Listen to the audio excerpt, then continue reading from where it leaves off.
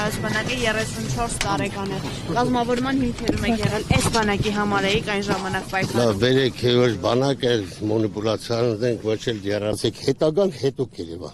Բայց այսօր մեր գերխնդիրն մեր բանակի կայացման, մեր համախմբման ժողովրդի ամենակարևորը մեր գերխնդիրը դա է։ Ուրիշ մենք խնդիր չունենք։ Ընթացքում կերևա։ Ձեզ գոհացնում է այդ կայացումը, հարցը դա է, պարոն Միքայելյան։ Լավ, մենակ դու աշտվող չես լսում եմ։ Պատասխանեք իմ գործընկերները լսում են։ Ես կարամ գնամ։ Այդ պայմանավորված է, մենակ դու ես հարց տալու խնդրեմ։ Խնդրեմ հարցը կարելի։ Դե լսում եմ։ Պարոն Միքայելյան, ծառայությունը մեկ ուղիղ բարի դարձնել է, ձեր կարծիքով ինչ հետևանքներ կարող ունենալ, Ոչ մի հետևանք չի կարող, որպես պաշտպանողական բանակ արդեն ոչ մի հետևանք չունենա, պլյուս դրան այսօր գիտեք մեծ թվականակով զորավարժություններ է թվում, այս տարի չեմ ուզում լավ ասեմ քանի հազար հոգի լրացնում է։ Եվ ընթացքում մենք կամաց պետք է անցնենք պրոֆեսիոնալ բանակի, պլյուս դրան սահմանապահ զորքերը, որ կանգնած են կանգնելու են, եւ այսօր կանգնած են ամբողջ սահմանի երկայնքով։ Բայց պայն քննարկում է գումարով բանակի տակառների նախագծերի Դե դիլայս քննարկում է դες չետաքրքրում։ Ինչու՞ մի վերջո քննարկում Չի հետաքրքրում ինձ հիմա, որովհետև քննարկում է լուրջ բան չի դա։ Որպես բանակի մարդ ձեզ համար կարևոր չէ, օրինակ քիչ առաջ падգամավորները նշում էին, որ ամեն դեպքում տղաները գոնե 6 ամիս պետք է անցնեն ծառայություն, հետո իրենք կորոշեն արժի շարունակել թե չարժի։ Որ դարձան падգամավոր կպատասխանեմ ձեր հարցին։ Ոչ որպես падգամավոր, այլ մարդ, ով բանակի կազմավորման ակունքներում է կանգնած եղել եւ շատ լավ տիրապետում է։ Այսօր այդ քննարկումները որ գնում է ժամանակի մեջ քննարկվել է որ ինչն է օգուտ, ինչն է վնաս բանակին։ Այսօր ես հպանցիկ չեմ կարող այդ հարցին պատասխանել, որտեղ հարցի մեջ այստեղ խորացած չեմ։ Իսկ ես տարբեր պետությունների բան եմ ուսումնասիրել, որ մարդիկ այդում են 6 ամիս են ծառայում իրաց ցանկությամբ։ Ծառայում են կամ իրաց ընտանեկան բանում մարդիկ որ սովորել են իրանք այդ են ներկայացնում, որ ուզում են ծառայեն բանակում։ Դա ընթացքում կերո այս եմ դասին չեմ ուզում պատասխանել։ Շնորհակալ համարում եք, որ հիմա բանակը կազմաքանդվում է կամ ոչ կարամ համարեմ։ Ես բանակի մոտ կանգնած եմ, մենք դիրքերում կանգնած ենք, բանակը ոնց կարա կազմաքանդվի։ Նախ չթողեք շնորհավորի մեր ժողովրդին, հայոց բանակին, մեր ծառայողի հայկանաց, այսօր դիրքերում կանգնած թե երկրապահին, թե հայ զինվորին, շնորհավորում եմ բոլորի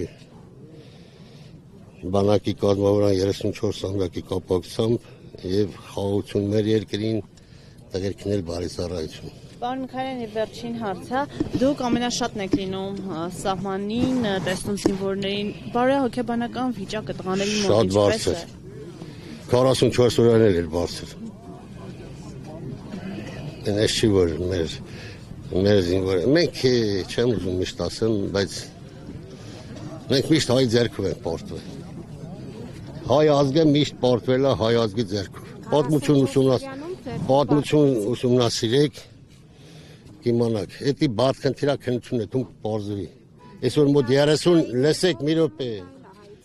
Հայ ձեռքով էլ է։ Ազգային ժողովում գնդակարին սպարապետին է։ Վերցեք մխիթար սպարապետի գլուխ կդրած թաղածային։ Հատուլ եք վատ ղեկավարություն հայ ձեռքով։ Դուք մի տարեք քաղաքականություն։ Վատ ղեկավարություն եղել է նախորդ իշխանությունների ժամանակ։ Եթե մեր թշնամի 20 տարի զենք ու զինամթերք էր արում ժամանակակից, այդ ում գլխին պիտի թափեր։ Մեր գլխին չէ, բա մեր իշխանությունները ինչ են անում։ Եթե իրանք էլ գիտնին, որ ոչ մի հարց չի կարա բանակցային փուլով լուծվի։ Նիկոլ Փաշինյանը այսօր էր մեղադրում էր Ես իմ գործն անում եմ խելոք, հանգիստ, ծառայում եմ Հայաստանի Հանրապետության 38 տարի արդեն։ 29 տարեկանից զենք եմ վերցել, մինչև հիմա ես բանակից մեղավոր չենք փնտրում։ Ինչ։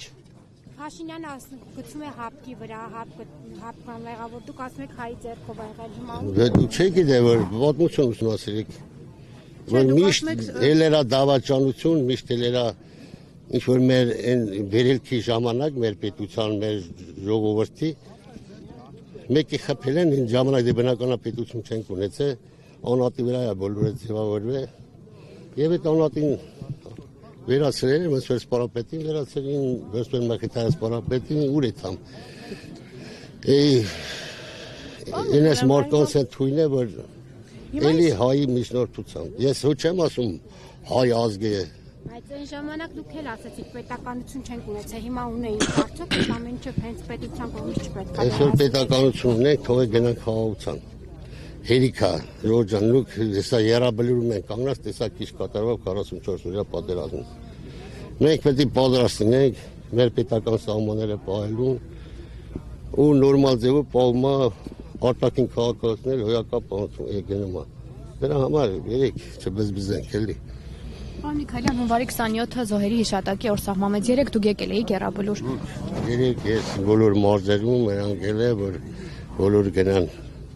հուշարձաններ ունենք մարզերում, ես հրազդանի հուշարձանում եմ եղել։ Եվ եթե առավել որ դե մի որորն էլ ասին, մեկամի պատճառաբանություն պետք է բռնեիք։